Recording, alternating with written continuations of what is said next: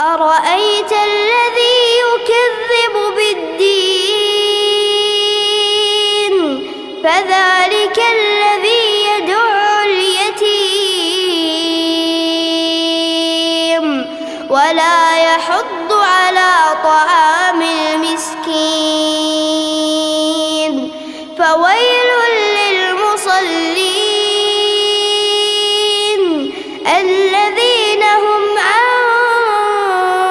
صلاتهم ساهون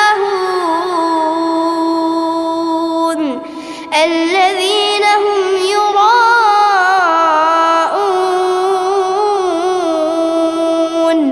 ويمنعون الماعون. Nah, termasuk cara kita melihat kehidupan. Ada doa Rasulullah SAW yang luar biasa. Ya Allah, jadikan kehidupan ini sebagai penambahan saya untuk berbuat baik. Wal mauta rohatan li min kulli syarrin. Kalau engkau takdir mati, ya anggap mawon nih mati itu berakhirnya semua potensi keburukan saya. Orang itu kan potensinya dua, buruk betul atau potensi buruk. Mungkin sekarang kita tidak korupsi, tapi saja suatu saat kita korupsi. Mungkin sekarang kita tidak salah, suatu saat potensi salah. Dan mati itu mengakhiri itu semua.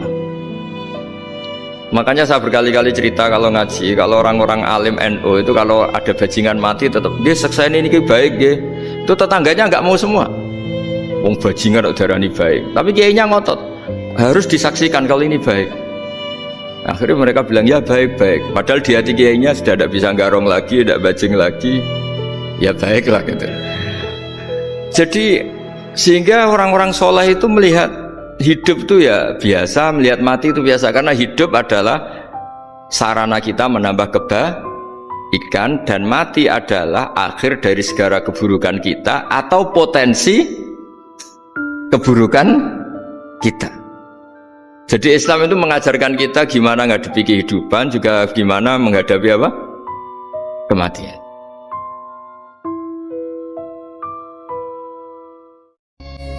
Seindah apa sih ya Allah kebahagiaanku di depan sana. Untuk sampai ke sana saja aku udah kewalahan menghadapi ujianmu. Tetap kuatkanlah aku ya Allah hingga ke titik kebahagiaan yang telah Engkau persiapkan. Jadi kalau kamu ingin ibadah kamu selamat, ya kamu jangan terkenal. Tapi resikonya adalah kalau kebaikan itu tidak terkenal, maka nggak dikenali. Kalau nggak dikenali berarti masyarakat hanya punya percontohan yang tidak baik, karena yang baik tidak terkenal. Jadi itulah ulama-ulama dulu. Jadi apa-apa itu dibanding-bandingkan. Kemudian nanti kelihatan, jawabannya itu kelihatan. Jadi ulama dulu itu biasa ngarang misalnya afatun nikah, sisi negatifnya nikah, harus ngurmat istri, harus macam-macam, kalau terlantar itu ya dosa. Seperti tadi Pak Marsudi cerita, kalau orang ngapalkan Quran itu takut lupa, kalau lupa itu jadi dosa. Pertanyaannya, kalau semua orang takut lupa, takut dosa, semua orang nggak hafal Quran karena potongan-potongan lupa. Cara berpikir tidak seperti itu. Kalau berpikir ya namanya hafalan ya inginnya hafal, kan nggak ingin lupa. Nah nanti kalau takdirnya lupa karena hal-hal yang dimaklumi oleh syariat itu enggak yang termasuk dosa. Yang dosa itu lupa takliwiri udhrin syar'iyyan, lupa yang tidak ada sebab yang apa? Syar'i. Tapi lupa bawaan EQ-nya tidak bagus, lupa bawaan sering dibentak. Oh itu enggak masalah karena bawaannya orang tertekan itu ya lupa. Coba kamu hafal Quran terus punya kredit jatuh tempo, pas hari itu aku yakin enggak cerdas sudah.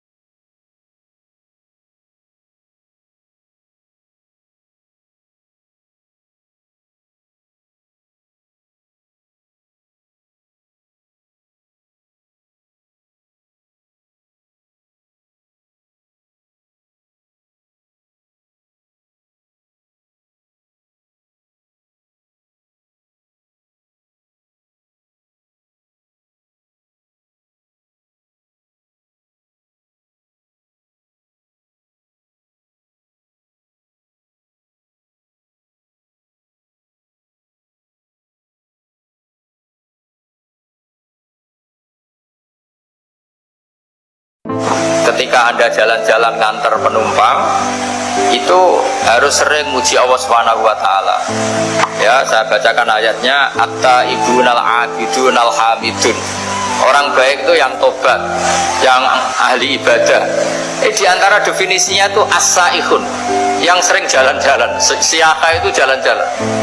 Jadi orang paling bejo sak donya itu sampai ada jalan-jalan ibadah dapat uang.